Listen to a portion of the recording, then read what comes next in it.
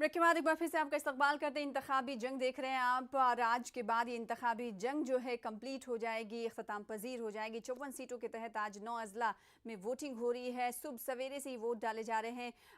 इन इलाकों में अलग अलग इलाकाई मुद्दे हैं जो कि जो कौमी मुद्दे हैं उस पर हावी होते हुए दिखाई दे रहे हैं। तो इलाकाई मुद्दों के साथ अवाम किस तरह से पार्टियों को हिट कर पाएंगे ये देखना होगा, क्योंकि 10 तारीख को इस हवाले से पूरी तस्वीर जो है साफ हो जाएगी। लेकिन फिलहाल वोटिंग का सिलसिला जारी है सुबह 7 बजे से। अगर अब तक के पोलिंग फीसद की बात करें तो 11 बजे तक पोलिंग फीसद आ चुका है, जिस को लेकर एक बार फिर से आपको जानकारी फराहम कर दें कि 14.95% अब तक वोटिंग रिकॉर्ड की गई है।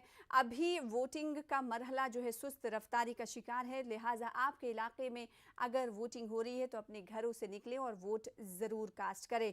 इस बार अहम मुद्दे तो हैं ही, हालांकि दूसरी तरफ अहम उम्मीदवार भी हैं। अगर योगी सरकार के कैबिनेट मिनिस्टर की बात करेंगे तो 5 ऐसे कैबिनेट मिनिस्टर हैं जिनकी किस्मत का फैसला आज ईवीएम में बंद हो जाएगा। इसी तरीके से जो नाराज लीडर हैं वो उनकी नाराजगी भी बहुत सारे जो सियासी जानकार उनका कहना है कि हावी रहेगी, भले ही वो पार्टी के साथ दिख रहे हों शाना बशाना। बहुत सारी जगह ये देखने को मिला कि उम्मीदवारों से उनकी नाराज़गी नहीं है, लेकिन सरकार से उनकी नाराज़गी है। तो ये एक और पहलू देखने को मिला।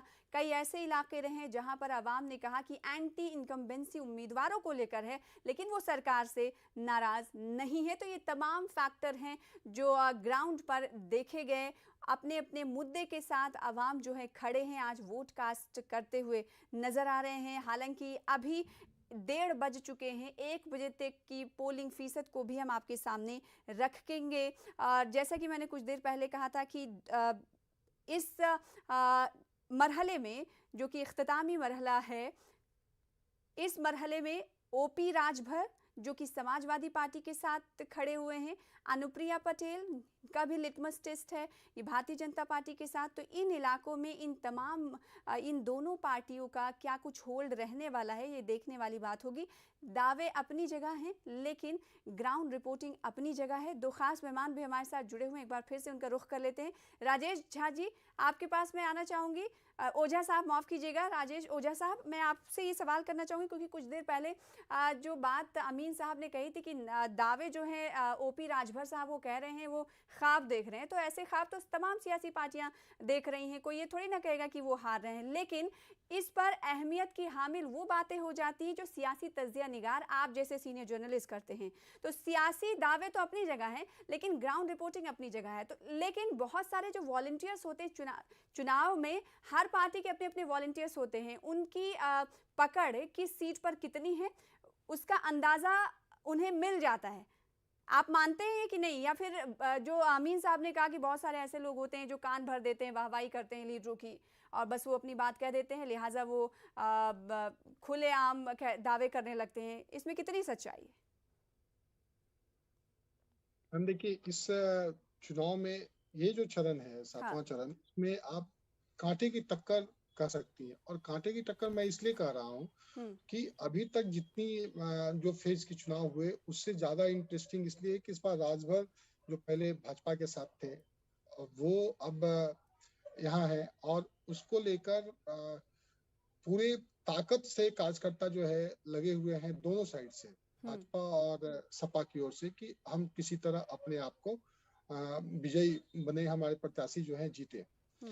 हम इसमें एक चीज और आपको यहाँ कोट करेंगे मैम, कि आपको याद होगा पिछली बार का जो चुनाव परिणाम आया था उसमें 10% ऐसे प्रत्याशी थे जो 5% के मार्जिन से, मतलब आप 294 या 600 के आसपास या 300 के आसपास उनकी जीत हुई थी। और 20% ऐसे प्रत्याशी थे जिनकी जीत जो है 5,000 के आसपास पे मार्जिन पे हुई थी। ये जो चरण है और इसमें जो जीत और हार का जो फैसला होगा,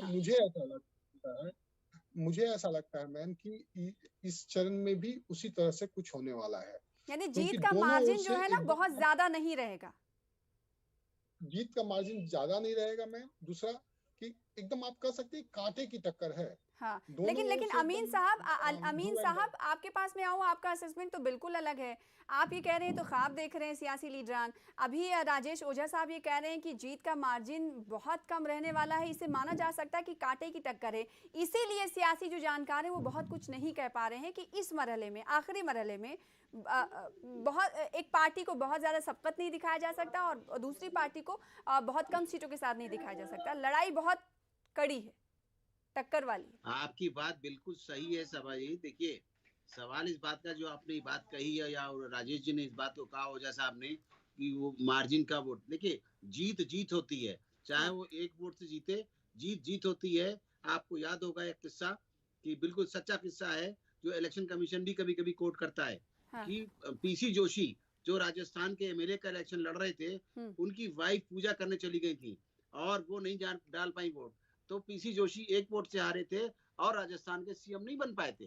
तो सवाल इस बात का जीत और हार का जहां तक सवाल है, ठीक है मैं मान सकता हूं कि फाइट होगी, लेकिन जीत किससे होगी, सर्टिफिकेट किसको मिलेगा और सरकार कौन बनाएगा, ये देखने वाला होगा लास्ट में। हाँ। ये कहना तो ठीक है कि ये असेसमेंट है, वो असेसमेंट है, भाई लेकिन 5,000 वोट वोट होते परसेंटेज हैं, भी तो माने 3,000 रखता वोट होते है हैं, अमीन एक वोट साहब। भी एक वोट वोट होता है, परसेंटेज भी तो इसलिए माने